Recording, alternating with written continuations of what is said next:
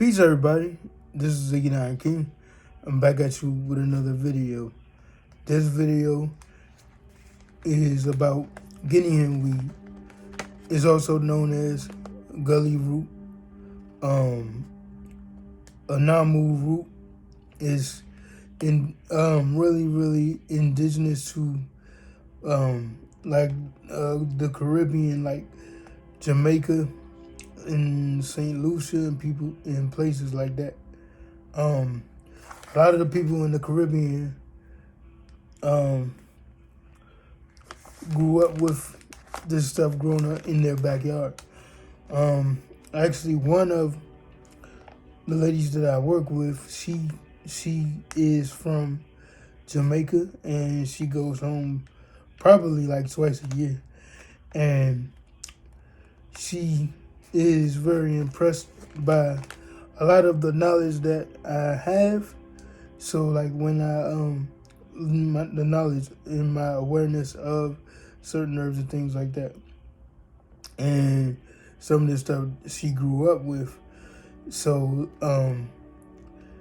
when I tell her that I know what guinea hen weed is, or like soursop and things like that, that is becoming a lot more common these days among people that are becoming health conscious. When I bring that knowledge up, it really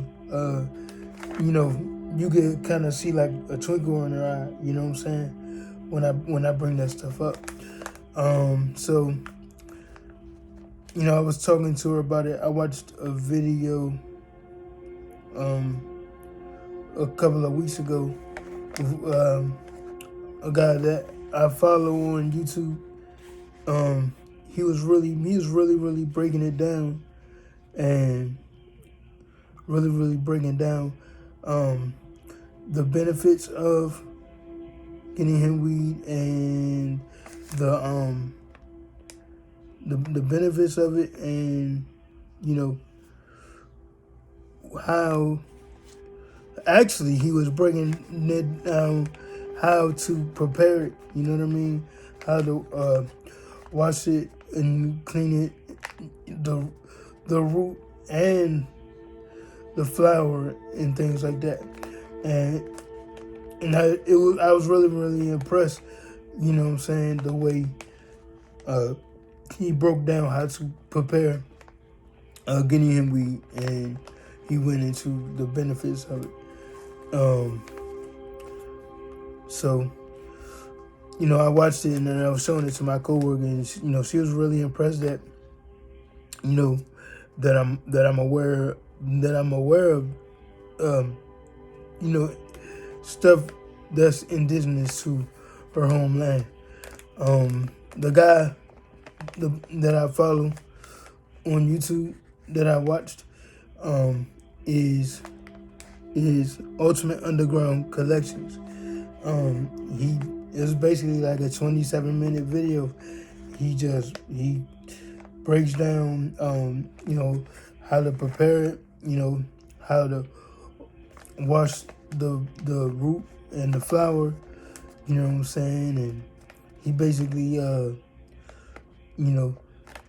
slow cooked it, simmered it really low, and talked about how to, if you do it that way, as opposed to just preparing like a tea like most of us do, like preparing the tea like maybe like in 10 minutes or 20 minutes or 30 minutes, really like preparing the tea in a way where you're giving it time and you're not boiling all the properties out of the plant, you know what I mean? So that really impressed me. So I suggest check that video out, you know what I'm saying, if you want to learn more about how to prepare guinea hen weed. Guinea hen weed is a very powerful herb. If you know anybody with cancer, that probably in my opinion, would probably be, when it comes to herbs, probably be the first thing that I would go to. Would be guinea hen weed, cerasee. Um, I believe some videos say you can take cerasee 9 days straight. I've seen one video where it says you can take cerasee 21 days straight, but it's a very, very powerful detox. Just that alone, cerasee. But we'll get into that real soon. But guinea hen weed is when it comes to attacking different ailments, it would be one of my first herbs I would go to, as it relates to dealing with if you're dealing with somebody with cancer. It's also an antiviral and antibacterial. It's also good for muscle spasms, you know what I'm saying, or muscle cramps and any type of muscle ailments, and anti-inflammatory. A lot of these herbs, you hear a lot of that, like antiviral and antibacterial, but this one in particular packs a punch. Like you start brewing it, man, and it has like a garlic like smell to it. And most people say that if you're really, really like on like a really, really strict detox, you can actually like notice. You can actually like, not to be too graphic, like you can actually, some people say you can smell it coming out of your stool, but it's a very, very powerful herb. It has like a garlic like taste, like you can kind of like taste the sulfur in it. It's very, very powerful. It's very, very bitter. Like if you're one of those type of people that's like not really like not really too deep in far as like the herbs you've taken over your lifetime, then it might be like something that you would consider very bitter. You would consider something very bitter. Like for instance, like black seed oil, which I have my Zycamore black seed oil. There's a lot of people that that have purchased my black seed oil, especially like people that maybe I work with that might not, that they know that I started my herbalism business and they want to support me, and maybe they want to take it for something that they might be dealing with. The ones that are like probably haven't taken probably less than a handful of herbs in their life. Probably the only herbs that they probably taken in their life is like some really cheap herb that they might have gotten from like the health food store or vitamin shop or something like that. Like not like no real wild crafted, teas or herbs or roots. You know what I'm saying? People like that, if they take guinea hen weed or a lot of these herbs, it might be too bitter for them. You know what I'm saying? But like as you know, I'm very, very like deep into like my experiences as far as taking herbs and stuff like that. Like even before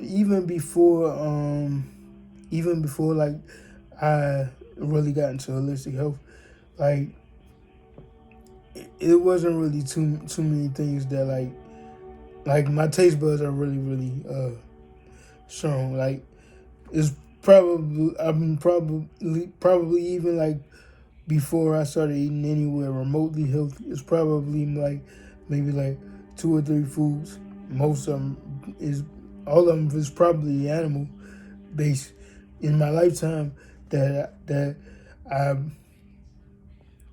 couldn't take because because of the taste or whatever. So when it comes to like herbs and stuff like that, you know, it doesn't really bother me. Like I can take like the most bitter herbs. Like it had to be some really, really bitter stuff for me to be like, okay, this is really tough to take. And even if it's like really, really bitter, if I know it's good for me, especially if I know it might be something that might be a tonic that might, that I might just be taking for like a couple of weeks or maybe a month or two or something like that. You know what I'm saying? No, I take it, of course. So, you know what I mean? And I say that just to give an example. But guinea hen weed, it has like a garlic-like taste, and it's not really off-putting to me at all. Like to me, the more bitter some herbs are to me, the more it kind of like signifies in my mind that, okay, this herb packs a punch. You know what I'm saying? I know not every herb is like going to be bitter necessarily. You know what I'm saying? But because some herbs are bitter, some herbs are sweet. And there are many different types of herbs. There's many different properties from the different parts of the plant. Like the guinea hen weed, the Anamu root. I'm used to calling it guinea hen weed, but I want to call it Anamu root. Shout out to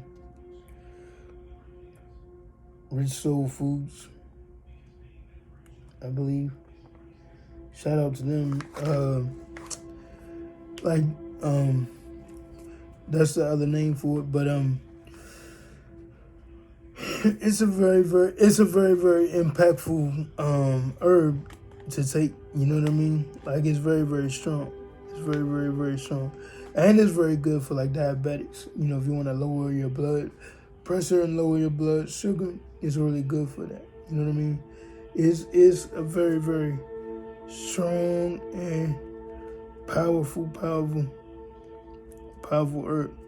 You know what I mean? And in that video that I was telling you about,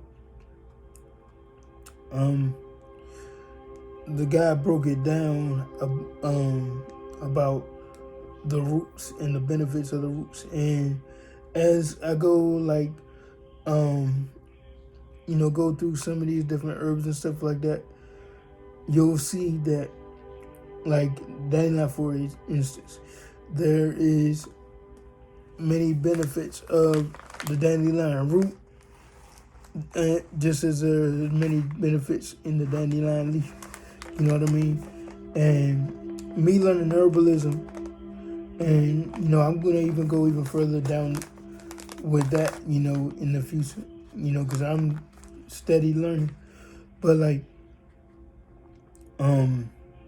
it's interesting, like learning all these different types of herbs,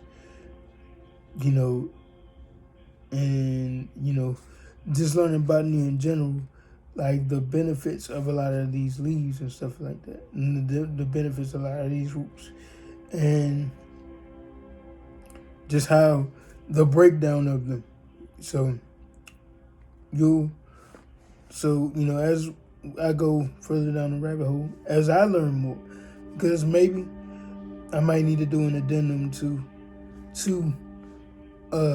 Anamu root, to gully root, also known as guinea hen weed, because there's so many benefits. You know what I mean? But it's a very, very, very strong herb. You know what I mean? It's a blood cleanser. It's anti-tumor. It's good for blood sugar, blood pressure, all that type of stuff. I know my coworker, she was telling me back in Jamaica when the COVID first kicked off, and I don't really know your opinion on that, but when the virus first kicked off, a lot of people in her homeland was taking the guinea hen weed for that. You know what I mean? People, even if they thought they was coming down with something,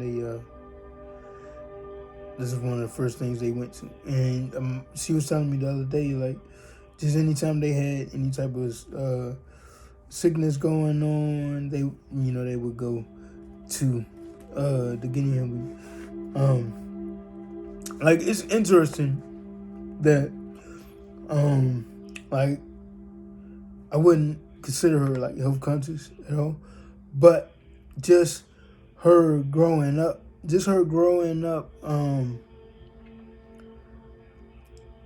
around that stuff, and her growing up in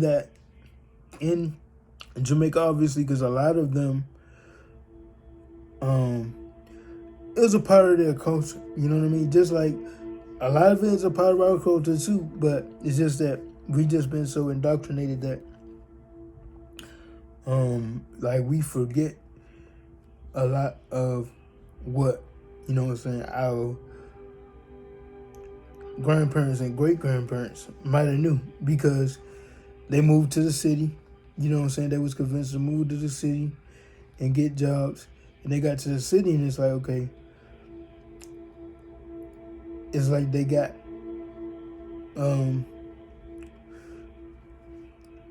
cityfied, or what, I don't know what, they got out of touch with nature or whatever. You know what I mean? So that's where I'm at, and that's where a lot of people are right now. It's like, okay, it's not necessarily rocket science what we're learning, but like, I wouldn't have known what guinea hen weed was if, I didn't, if I wasn't really like into herbs like that. You know what I mean?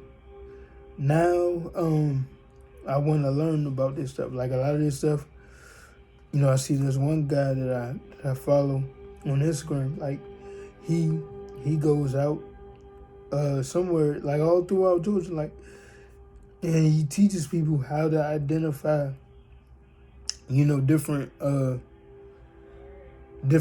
and things like that, things of that nature. So I want to get to that point. Like, I don't want to just be somebody that, just is going to just pontificate on, like, breaking down herbs just for the sake of content. I want to learn, and I want to be in touch with that stuff myself. You know what I mean? Just like dandelion root. Dandelion root is another one of, and probably might be in my top 3 of, like, definitely top 3 of anti-cancer herbs. And especially most of us have seen dandelions in our backyards or whatever, growing up. And it's like, now, okay, we just so out of touch with nature that, you know what I'm saying, we, even as kids, we might have picked them off the ground and did whatever. But if we knew better, and maybe if our parents was in touch with that type of stuff, then maybe even back then, you know what I'm saying, maybe in the early to mid 90s or whatever, maybe if our parents knew better, or our grandparents knew better, maybe they would be giving us that, you know what I'm saying, instead of giving us like Dimetap or Robitussin or whatever medicine that they was giving us. Maybe they could have, if they were that in touch, they would have been giving us that, you know what I'm saying, before we even got sick. Or maybe they would have been putting that in our greens or whatever, you know what I mean? Because, like I said, even before I even became, like, health conscious, you know what I mean? I think my mom, my parents, we always had, like, a side of vegetables or whatever, you know what I mean? So it's like, it was not necessarily a foreign concept when I did become health conscious, like, to try to,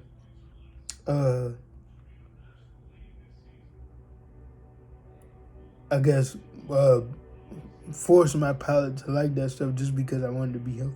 You know what I'm saying? I loved grains. I love corn, even though most of it is GMO and it's not really a normal part of my diet. You know what I'm saying?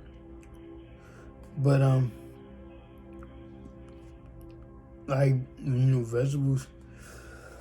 You know what I'm saying, was a steady part of my. It wasn't like even at like my most righteous of diet. You know what I'm saying? It wasn't like I didn't eat vegetables because because you see like a lot of these movies and TV shows and commercials where you'll have like these kids be like they hate this vegetable or they didn't have a palate for it or whatever. You know what I mean? But that wasn't the case. But I will say this though, when I did, as I said on maybe one of my earlier videos, when I did become vegan, or even before I became vegan, when I started to become more health conscious, I did start to gain more of a palate for different roots and things that I probably wouldn't have went out my way to even try, or maybe even not necessarily because I'm necessarily avoiding them, because as I said, I've always been a fan of like fruits and vegetables, but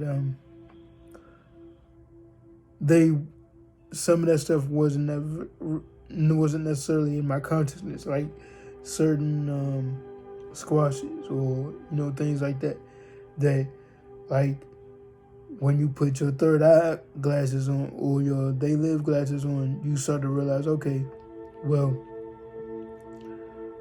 wow, this was in front of my face the whole time, man.